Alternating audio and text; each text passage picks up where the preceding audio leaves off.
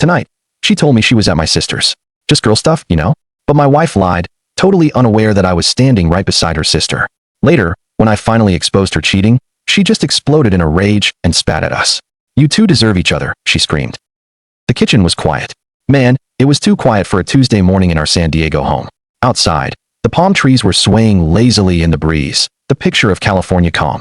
But inside, something sharp had just cracked the air. My wife, Emily, wouldn't look up from her plate. She just kept poking at her eggs, like she hadn't just shattered my world with 8 simple words.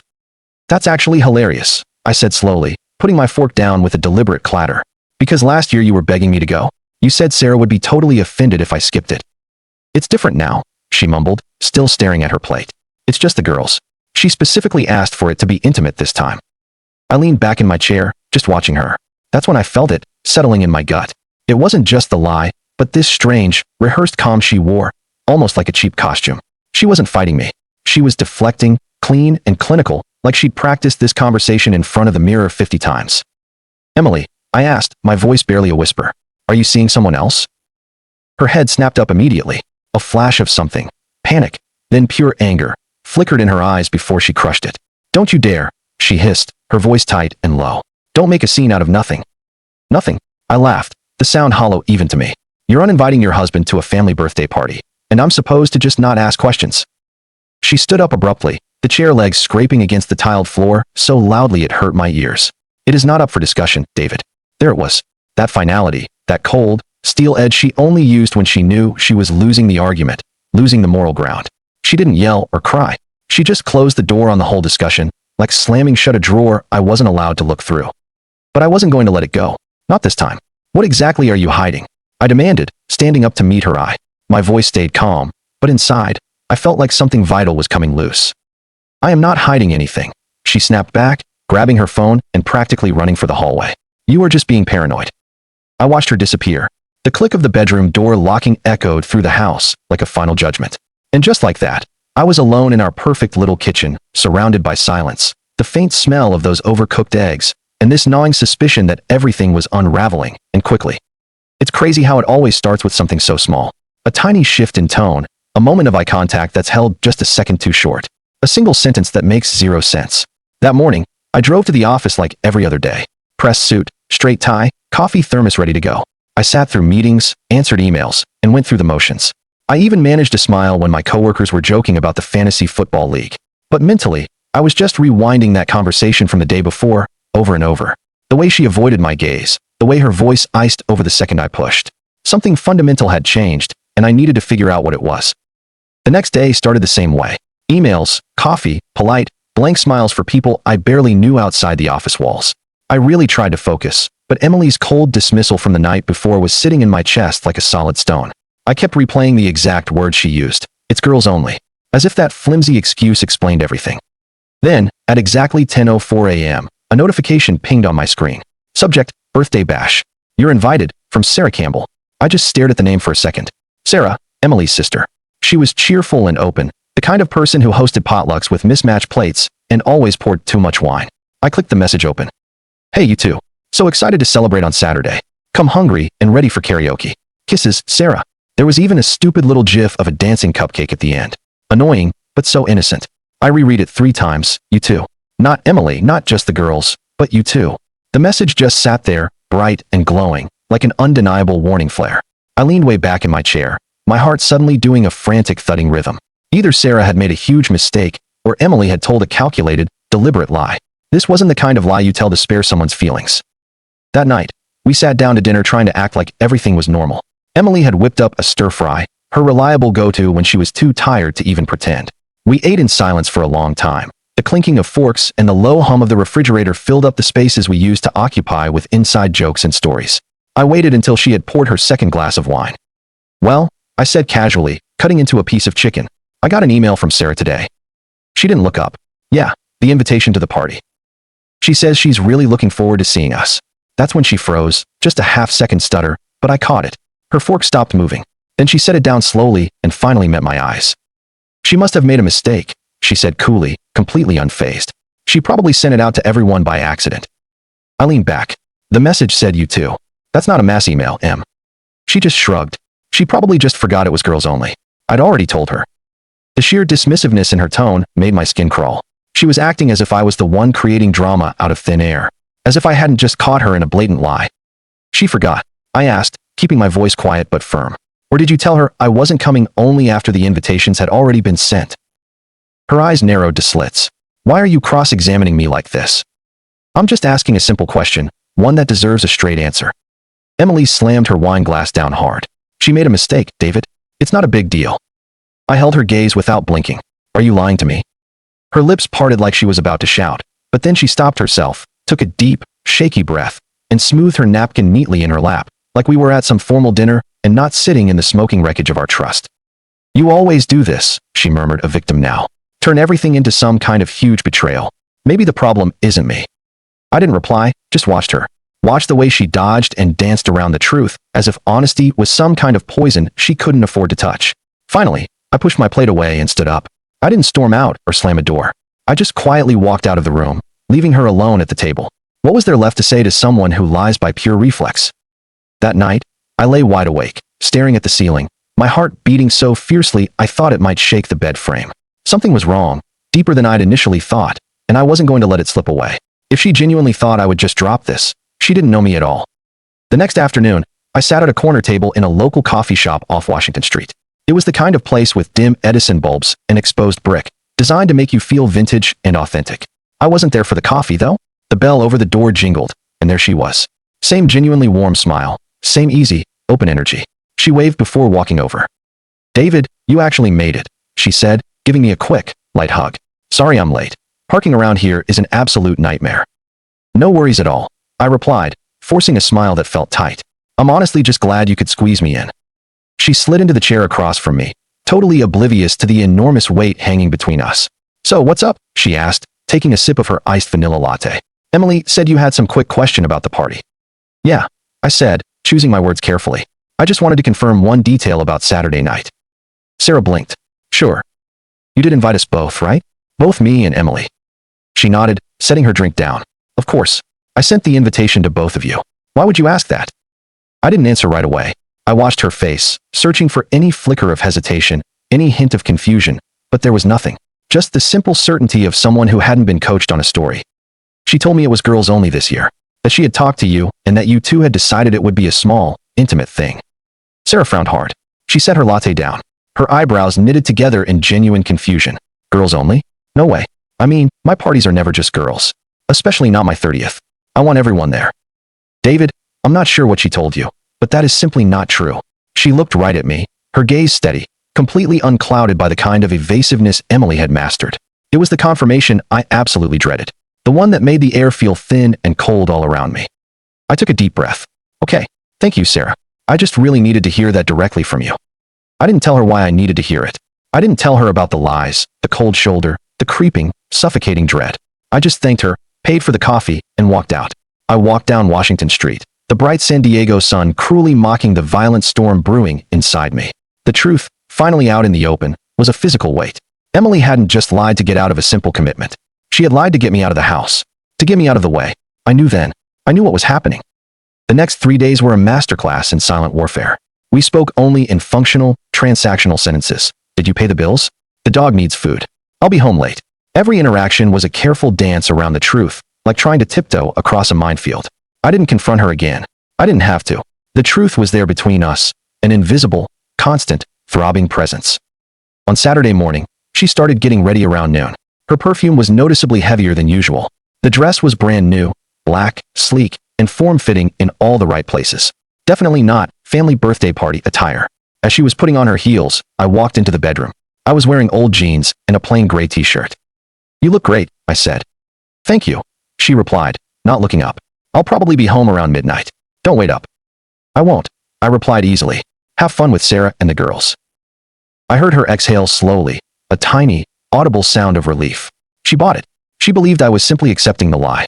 I stood at the window and watched her leave, her sleek black car pulling out of the driveway until the sound of her engine was completely gone. Then I went and changed. A dark blue jacket, black pants, shoes that wouldn't make a sound. I grabbed my keys. Emily didn't belong here anymore, and neither did her stupid lies. By the time the second round of birthday cupcakes made it to the table, I had honestly forgotten why I was really there. Sarah was beaming, and the room was buzzing with such good energy. Someone handed me a slice of cake with caramel frosting, and I even accepted a second glass of wine. Laughter rippled through the room like an old, familiar tune I hadn't heard inside my own home for ages. Emily hadn't texted, hadn't called, not until just after 8 o'clock. My phone buzzed in my pocket, and when I glanced at the screen, her name was there, simple and harmless. I held the phone in my palm for a second, watching her name flash. A year ago, I would have dropped everything, rushed to the hallway, softened my voice, and asked if she needed anything. But tonight, I just smiled. Then I answered. "Hey," she said, her voice light, artificially light. "Just calling to say I'm crashing at Sarah's tonight. We want to catch up, chill, maybe watch a movie or two. Girl stuff, you know." There it was. So casual, so clean, as if she weren't telling the biggest, baldest lie. I looked across the room. Sarah was standing by the kitchen island, laughing with a friend, one hand casually wrapped around a glass of red wine. She hadn't moved from this party all night. She hadn't stepped outside once. I took a slow, steady breath through my nose. Then I put the phone to my mouth and said, "Sure, just do me a favor first." "What's that?" I didn't answer her. Instead, I walked calmly through the crowd and right up to Sarah. She looked at me, eyebrows slightly raised. I handed her the phone. "Your sister wants to talk to you." Sarah blinked. "Emily?" "Yep." She took the phone without a beat of hesitation and put it to her ear. "Hello, wait, what?" I couldn't hear Emily's words, but I didn't need to. I saw it on Sarah's face. The confusion, the instant her jaw tightened, the shift in her whole posture as the truth started to tear away the mask. "Emily, I've been here all night," Sarah said flatly. A pause, then still calmly, she added, "with David." Silence. A few of the guests turned their heads, sensing the sudden shift in the room's mood. Sarah didn't flinch. She slowly lowered the phone and ended the call without another word. Her eyes met mine, sharp and totally focused now. She told me she was staying here. I nodded. To catch up, watch movies, girls only. Sarah exhaled long and slow, then shook her head, a grim realization dawning. She didn't even try to be careful, she murmured, almost to herself. Not even a clever lie, just a lazy one. "That's what the truth does," I said quietly. "It just makes the lies look incredibly stupid." Sarah was silent for a moment, then she handed the phone back to me. "I'm sorry." "You have nothing to be sorry for," I told her. Her eyes lingered on mine a little longer than necessary. Still, I should have seen it sooner. "You didn't have to," I answered honestly. "This is just how she operates. She counts on everyone automatically giving her the benefit of the doubt." The party didn't stop, not completely. People carried on in polite half-conversations, trying their best not to stare. Sarah took a deep breath and quickly put on a smile as she turned back to her guests. I could see the effort, the immense strain, but she wore it well. I stepped into the hallway to give her some space. The living room buzzed behind me, and as I stood there, phone back in my hand, I imagined what Emily was doing, who she was with, and how furiously she was trying to backtrack now that her own sister had just exposed her lie.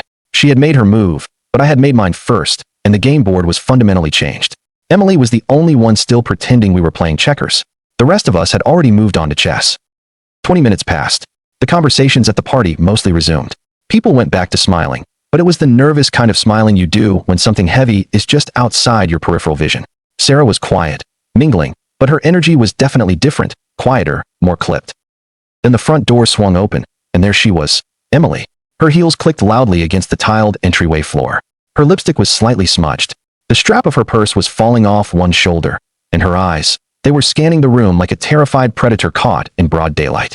The happy murmur died down almost instantly. She saw me first, then Sarah. "Seriously?" she snapped, not even trying to pretend anything. "You're here, David." "Seriously," I confirmed, not saying another word, just watching. She spun on Sarah. "And you didn't think to call me and tell me he was coming? You thought this whole thing was okay?" Sarah didn't flinch. "You told me you were staying here tonight." Emily froze for a fraction of a second. "I was going to." "You said you were already here," Sarah said flatly, while I was standing right next to him. The room was utterly silent. All eyes were locked on her. On us. "I stepped out for a bit," Emily snapped, desperate. "I was on my way here. You know how I get when I need space." I stepped forward, calm now. Centered. "Space from what?" Emily blinked at me as if she couldn't even compute the question. "From the party you were supposedly already attending?" I asked, cutting straight to the point. "Or from James?" Her face shifted violently, just enough for me to witness it all. Sarah's eyes narrowed instantly. "Wait," she said, her voice shaking slightly. "James? Is that who you were with tonight?" Emily looked at her sister, and something in her expression twisted horribly, pure rage mixed with deep shame and panic. She was losing her footing, and she knew it. "Don't you dare act like you're innocent in this," she hissed at Sarah, pure poison in her voice. "You've always been judging me, Always trying to make yourself look better. Sarah stepped closer, her voice quiet but iron firm. You lied to both of us. I have covered for you more times than I ever should have. But tonight, that's completely over. Emily turned back to me, almost feral now. So what was this? Your huge, elaborate plan to humiliate me at a party. I didn't plan this, I said simply. You did all on your own. She stared at me for a long, heavy moment, breathing hard. Then, as if searching for any last card to play, she scoffed and muttered, You two deserve each other. The cheap insult missed its mark entirely. It fell flat, utterly empty. I looked at Sarah. She looked back at me. Neither of us smiled, but we didn't look away either. Emily frantically scanned the room one last time, looking for anyone, maybe, to defend her. No one moved. No one said a single word. So she did what people like her always do when the truth becomes too bright. She spun around and walked out. Not a word, not a goodbye, just the slam of the door behind her, cutting through the tension like a final, brutal punctuation mark. For a long moment, nobody moved. Then someone coughed. A bottle cap hit the counter. Slowly, conversation started to resume. I stood there in the quiet aftermath of the storm, my chest rising and falling in measured, even breaths. Sarah came to stand beside me. Are you okay? She asked softly. I nodded once. Then I looked at her. And you? She swallowed hard. Ask me tomorrow. We didn't say anything else. There was no need because the truth had finally walked in, dropped its match, and set fire to everything false. All that was left now was figuring out what came next. 3 weeks later, we sat on opposite sides of a long table under the harsh, indifferent glare of fluorescent lights. No party chatter, no cameras, no audience. Just the heavy silence of consequence and the sharp tap of a legal pen against polished oak. Emily sat across from me, her posture too perfect, too rehearsed. She wore a charcoal blazer like stiff armor, her eyes fixed on an invisible spot behind the mediator's head. She never once looked at me. She didn't have to. Everything she'd been avoiding, everything she desperately tried to contain with lies, was now neatly stacked inside a beige folder between us. Grant had done his job. Photos, timestamps, message logs, quiet observations, all packaged in a clean, chronological order. No drama, no accusations, just the facts. The mediator, a tired man with kind eyes and a gentle voice, skimmed the pages without raising an eyebrow. Mrs. Carson, he began gently. Are you aware of the contents of this report? Emily didn't speak immediately. Her lawyer gave her a slight, confirming nod.